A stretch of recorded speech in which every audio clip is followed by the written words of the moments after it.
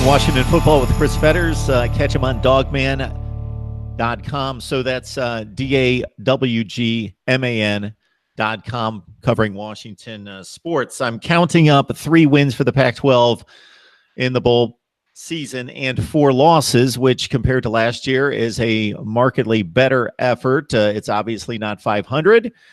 So that doesn't take it into context. That's just flat out 3 and 4. And I like to dig a little bit deeper than that. Probably unlike the other 4 conferences, there was one game or one team that the conference played that was by far and away, not even close, the best team that they played. That was, of course, Ohio State in the Rose Bowl. Then you had a lot of decent teams in that maybe top 20 to 25 range, like a Northwestern, Iowa State. Your assessment of the Pac-12 as it competed against the other 4? Well, there's no question to me that you're right in the sense that it's a 3 and 4 is a heck of a lot better than 1 and 7.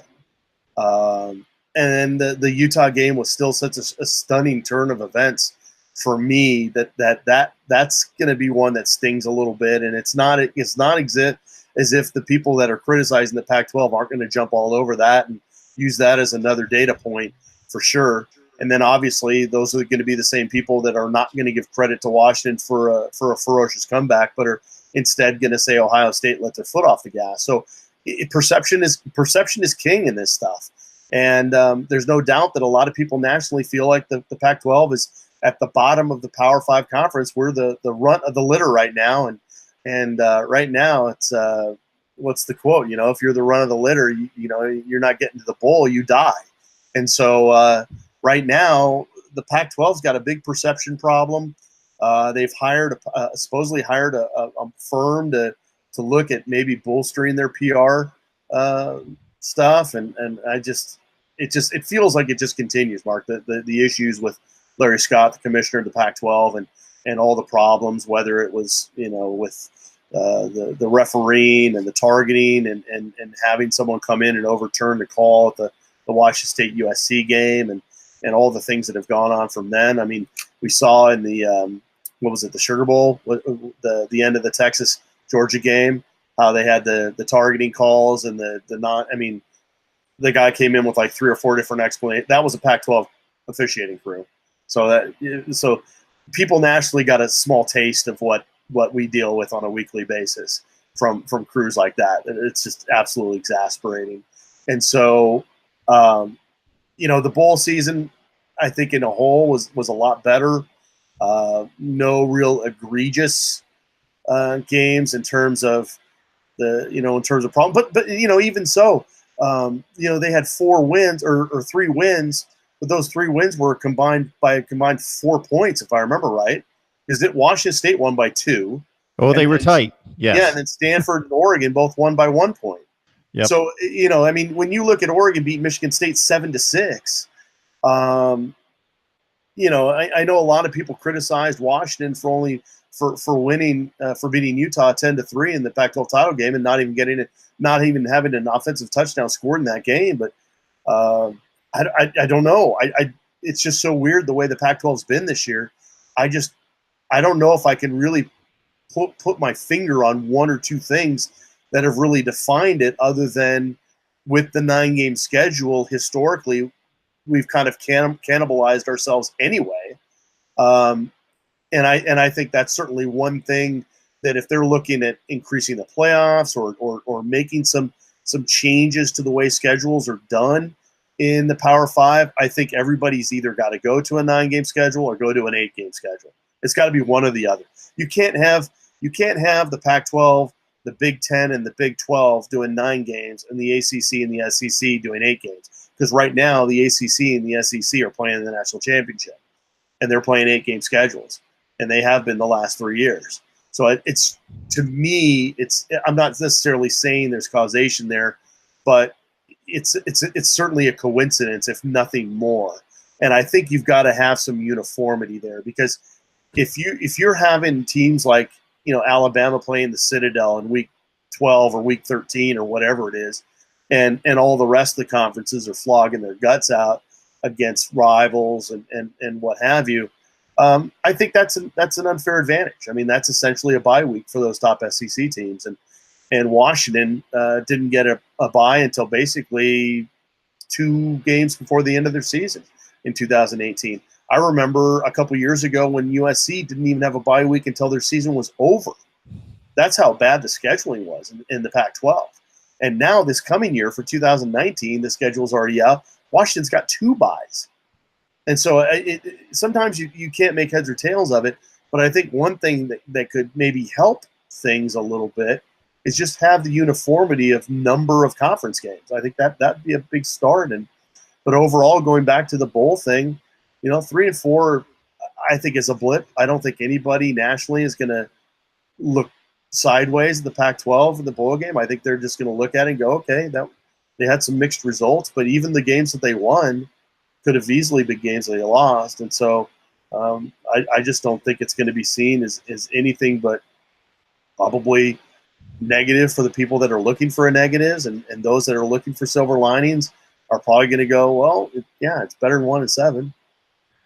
To your point, Chris, if you look at SEC schedules, generally, not across the board, so nobody jump on me here, but 80% of the teams in those 4 non-conference games will play a Power 5, they'll play a Group of 5, and they'll play 2 FCS schools. In the ACC, it's changed slightly because of the Notre Dame contract and 5 additional games going to the ACC against, obviously, a quality opponent. But it's still, for some of the teams in the ACC that don't play Notre Dame that particular year, it's a lot of FCS, a Group of 5, and maybe a middling Power 5, possibly. Stanford's schedule, you being on top of this, probably have come across this. I was amazed. I saw the schedule the other day because I had a Stanford guest on. They're playing out of conference Central Florida, Northwestern, and Notre Dame. Yeah. That's nuts. Yeah, and the thing is, we all know that these schedules are made many, many years in advance. So I'm sure that when Stanford scheduled UCF, for instance, they go, okay, that's going to be a quality Group of 5, maybe like a Boise State or Fresno, maybe. But you just never know. I mean, you're thinking, okay, that's going to be against a team that maybe is a 7 or 8 win team, not a team that goes undefeated, at least until the LSU game. But you know what I mean? It won 24 straight games or what have you, or 25 straight games. So yeah, I'm sure that Stanford wasn't expecting UCF to be anywhere close to the program that they are right now when they scheduled them. And the one Northwestern, Chris. Northwestern's Northwestern's always been considered the bottom third of Big Ten teams, but now obviously Pat Fitzgerald has really turned that thing around. Yeah, 3 out of 4 times, 10 wins for Northwestern, and the other time they win 9 and go to the Big Ten championship game and win as you mentioned, a Holiday Bowl against Utah. So it's a quality program. They still don't get their due from the odds makers and other people, but they continue to impress. And also, real quick, Mark, I was going to say too, it's not like Washington is going out and killing people with their non-conference schedule in 2019 either. I mean, yeah, they upgraded by playing Auburn in 2018, but their 2019 non-conference schedules is Eastern Washington, Hawaii, and at BYU. Now, at BYU, again, that's kind of one of those Group of 5 or independent kind of crapshoots. They could be a 10-win team coming back, or they could be a 5-win team coming back. You just never, ever know. And so I know playing at BYU is going to be tougher, and they've done that in the past.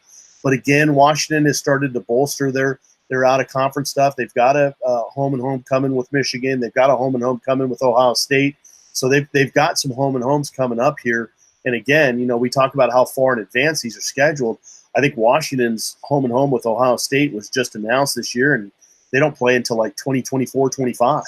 So that'll just give you some sense of just how far these teams have to go to find other quality opponents in order to bolster their resume, because that's kind of the mandate that's been handed down by the playoff committee. You've got to be able to have these schedules. I have to admit, I'm sometimes critical of many times critical of these schedules, but there's only so many schools across the country that you can almost, without issue, predict that they're going to be good. And if you schedule Louisville, you don't know if you're going to get the 10-win Louisville edition or the dumpster fire that we got this year. I think you can considerably reason that they should win 7 or 8 games.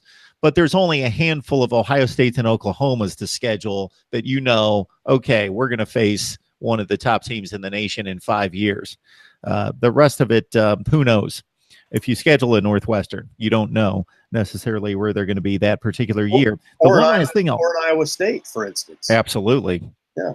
The last thing I'll hit you with, and I appreciate the time, but I just think it's an interesting conversation and would love to get your take. So I'll first mention that in defense of the 3 very narrow wins against marginal competition, Pitt, Michigan State, Iowa State, that the Pac-12 also, in the 4 losses, those, the Arizona State game was a 2-score game against Fresno State, but it was pretty close. But besides that, they lost some very excruciating losses. The Washington comeback doesn't close out. Utah, as you mentioned, they're up in commanding fashion, and they lose by the big Northwestern comeback, and then Cal loses in overtime to TCU. So the losses were pretty close. There were no 42-10 games out there either way. What I'd like to hit you with, I was also gonna say real quick, Mark, is that just as important from the national perspective, I think, is the fact that teams like USC and UCLA were not even in the bowl picture. And that's maybe a point that will get overlooked because they just weren't involved. But when your traditional national West Coast powers aren't even involved, that's kind of, it's like damning with faint praise.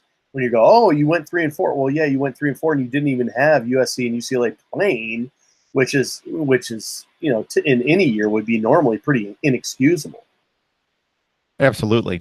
It would be like Ohio State and, let's say, Wisconsin not playing, or Clemson and, let's go a mid-tier like an NC State not playing. Yeah. It'd be like if Alabama all of a sudden didn't show up, and then like Tennessee. Yeah. That's kind of what you're talking about, and I think it just goes to show just how the cannibalizing of the Pac-12 has continued to go on. And then on top of that, I think it really underscores just how important coaching is in general.